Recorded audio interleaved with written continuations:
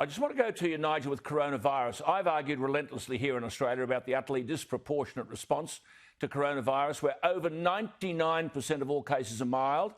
There is no epidemiological justification for lockdowns or social distancing. Now, you've had protests all over Europe last Saturday and thousands on the streets calling for civil liberties protections. Where do you see this heading?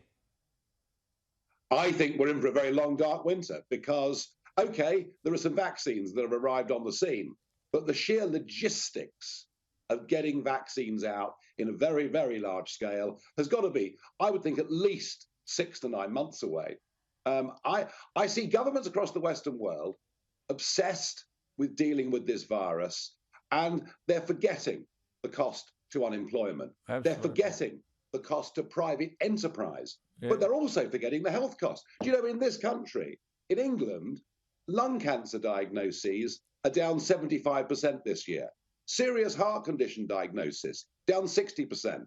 Basically, nobody with type 1 diabetes has been screened for the National Health Service. Absolutely. More people will die because we kept our hospitals open, waiting for a coronavirus surge that will die from this virus. And the average age of those that have died in Britain of COVID or with COVID is 82 years and 3 months. Same here.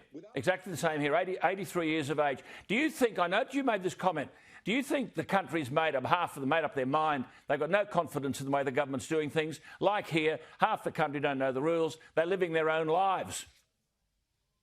Look, any pretense that here in this country that we're obeying to the letter of the law, what we're supposed to do, depending which region we live in and which complex tier we've been put in. No, people are making up their own judgments as to what level of risk to take, as to how they can live their lives.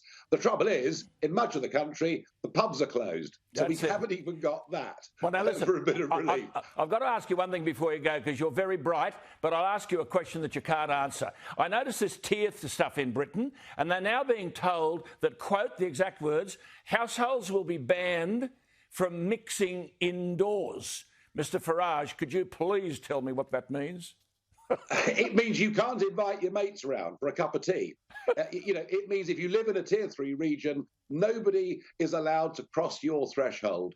And there's going to be a brief relaxation over Christmas, apparently. Well, isn't that nice of them?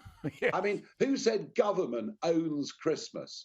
350 years ago, we had a Puritan government under Oliver Cromwell in this country, and they tried to ban the celebration of Christmas and to control our lives and to stop music and dancing and drinking and merriment.